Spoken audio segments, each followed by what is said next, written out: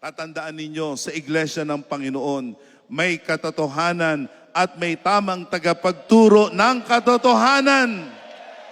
Alam niyo ang tawag ng ating yumao at mahal na Apostol Arsenio Periol, guro ng katotohanan.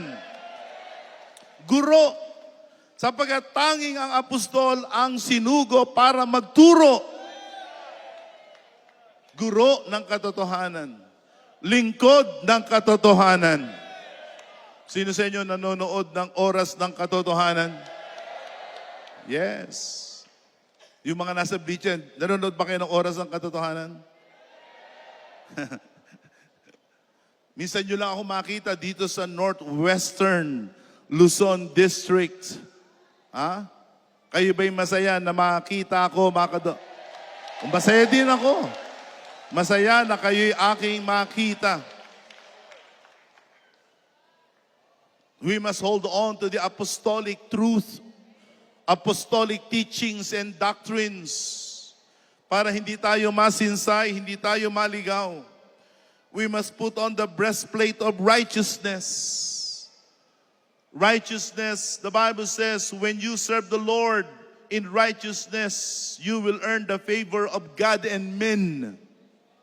Men and God will be pleased. For the kingdom of God is not a matter of eating and drinking, but of righteousness, of love and joy in the Holy Spirit. And those who serve the Lord as such, they will be pleasing to God and men.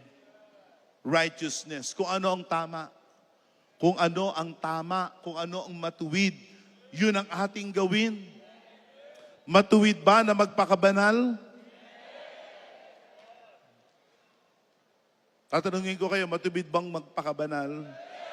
Matuwid bang maglingkod sa Diyos? Yeah. Dapat yan, abot nyo ng isip na yan.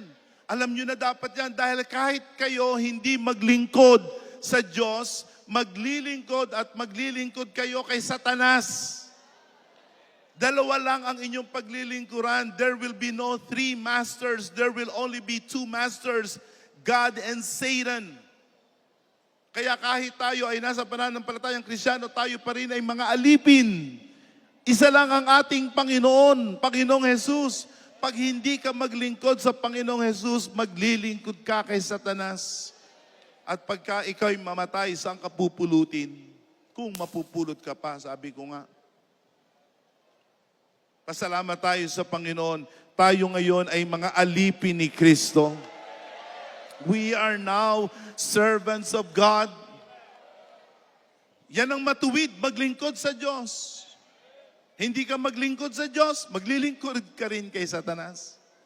Sa Diyos, maaring ikaw ay mapagod sa paglilingkod.